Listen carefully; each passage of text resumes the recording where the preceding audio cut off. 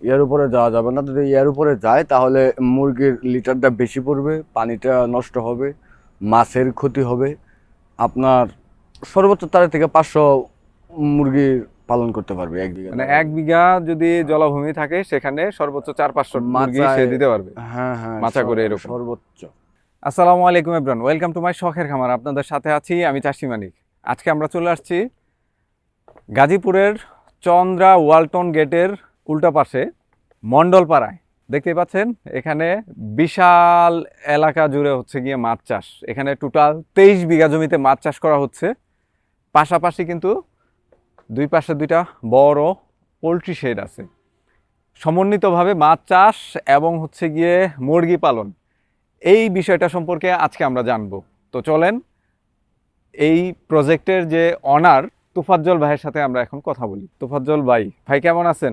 আলহামদুলিল্লাহ। 2022 সালে আগস্ট মাসে আপনার ফার্মে একবার আসছিলাম। ওই সময়ও যেটা দেখছিলাম যে যেই কনসেপ্টে আপনি ফার্মিং করতেছেন, মাছ চাষ এবং হচ্ছে মুরগি পালন। আপনার এখানে যেহেতু আমি নিজেই জানি অন্তত 7-8 বছর ধরে আপনি এই প্রজেক্টগুলো করতেছেন, জি জি, মাছ এবং মুরগি যৌথ চাষ, সেজন্যই আসা।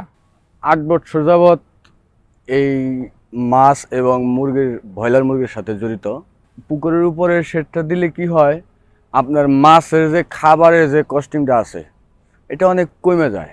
মাছটা দ্রুত বড় হয়, পানিতে প্লান্টন আসে। তারপর মুরগিতে চালান আসলেও মনে করেন আমার মাছে লাভ আসতেছে, মাছের খাবার আসতেছে, এটা একটা ভালো দিক। মাছ উৎপাদন হচ্ছে একদিকে, একদিকে মুরগি উৎপাদন হচ্ছে, আপনার কর্মসংস্থান হচ্ছে। আসলে বেকার যারা আছে তারা যদি এই ধরনের পুকুরের উপরে সেট করে মাছ চাষ, উপরে মুরগি পালন, তাহলে বেকারত্ব দূর হবে।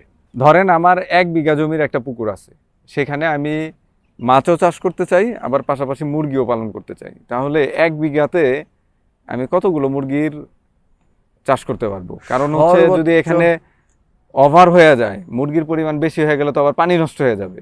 এটাও একটা কিন্তু ব্যাপার চিন্তা করা থাকে।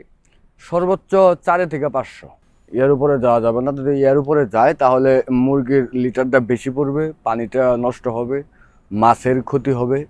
আপনার সর্বোচ্চ 4 থেকে 500 মুরগি পালন করতে পারবে 1 বিঘা মানে জায়গায়। 1 বিঘা যদি জলাভূমি থাকে সেখানে সর্বোচ্চ 4-500 মুরগি সে মাচায়, দিতে পারবে, হ্যাঁ হ্যাঁ, মাচা করে এরকম। সর্বোচ্চ। আমার এখানে আছে 23 বিঘা।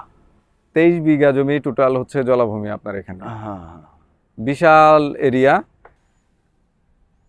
বিশাল একটা এরিয়া। তো ভাই, এই যে 23 বিঘা জমিতে আপনি বর্তমানে দুইটা শেড দেখতেছি পাশাপাশি। হ্যাঁ, আমার পিছনে একটা, আরেকটা হচ্ছে এই যে এই পাশে। কোনটার ধারণ ক্ষমতা কত? ওইটার ধারণ ক্ষমতা 4000, বড়টা। ওইটাতে 4000 মুরগি? ওইটাতে 4000, আর এইটাতে 1500।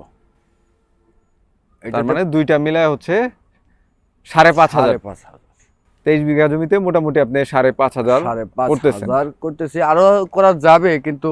অবশ্যই তো আরো করা যাবে, হ্যাঁ, আরো করা বাট হচ্ছে ইনভেস্টমেন্টের একটা ব্যাপার আছে। আছে। তো এটা কি আরো বাড়ানোর চিন্তা ভাবনা আছে কিনা? এটা আরো বাড়ানোর চিন্তা ভাবনা আছে। এটা 4000 করার ইচ্ছা আছে আমার। মোটামুটি 4000 আর 4000, 8000 8000-এর একটা ক্যাপাসিটি মোটামুটি আপনার করার চিন্তা ভাবনা আছে। ইচ্ছা আছে। অলরেডি 5500 হয়েছে, আর 2500 হইলেই আমার, মানে আপনার যেটা টার্গেট পুরো হবে। হ্যাঁ হ্যাঁ হ্যাঁ, এটা আমার টার্গেট। আমার এখানে দেওয়া আছে সিলভার কাপ মাছ, ব্রিকেট মাছ, পুঁটি মাছ, বাটা মাছ, মিরকা মাছ, কালীবাউস মাছ, রুইনলা মাছ, তারপর আপনার তেলাপিয়া আছে, কার্পু আছে, গ্লাস কাপ আছে। মোটামুটি রাক্ষসে মাছ ব্যতীত কার্প জাতীয় বাংলা কার্প সব জাতীয় মাছই। মাছ যেগুলো, এগুলো সব আছে আমার এখানে মজুদ। মাছ ছাড়ার 9 মাস পর একেবারে বিক্রি করি, আর টোটাল শুকায় ফেলেন জায়গা? টোটাল শুকিয়ে ফেলি। আর দেখা যাচ্ছে যে আমি ধানি ফালাইলাম, আমি মাছটা যেহেতু ধানি ফালাই, ওই 3 থেকে 4 মাস পরে কিছু পোনা বিক্রি করি।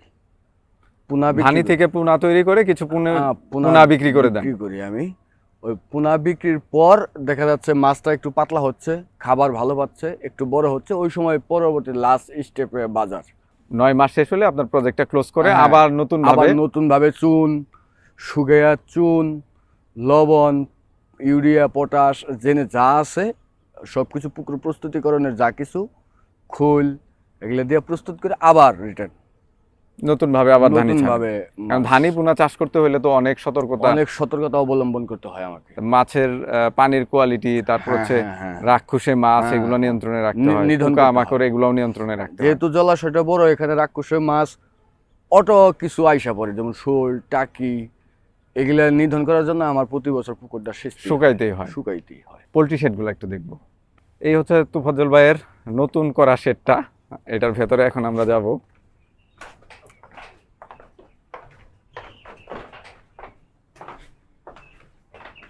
ভাই এটার মধ্যে যে বাচ্চাগুলো আছে এগুলোর বয়স কয়দিন চলতেছে? ভাই আজকে 13 দিন।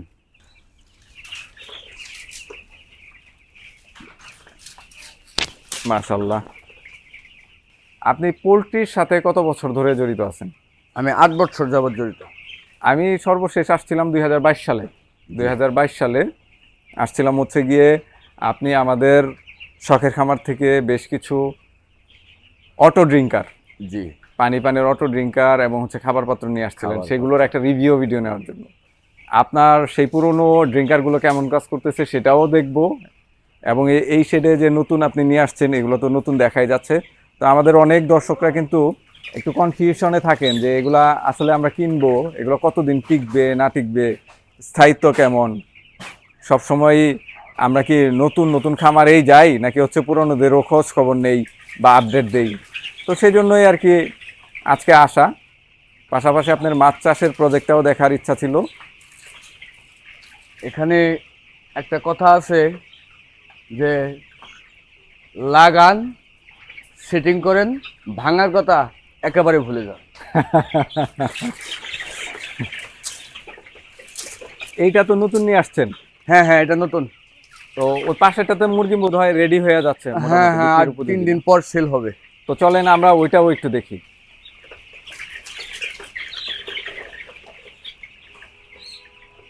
মাছ ধরার নাকি? হ্যাঁ হ্যাঁ, এটা মাছ ধরার জন্য রাখছি। জাল টেনে দেখতে হয়, পোনা বিক্রি করি, আমার একটা জাল লাগে, এই জন্য আমি নিজেই জাল কিনে বানিয়ে নিচ্ছি। হ্যাঁ, নৌকাটা পানির ভিতরে রাখছি যেহেতু এখন কাজ নাই। কালকে পোনা ধরা হবে, ওই মানুষ আসবে, ওরা আইসা সেইটা তারপর কাজ করবে।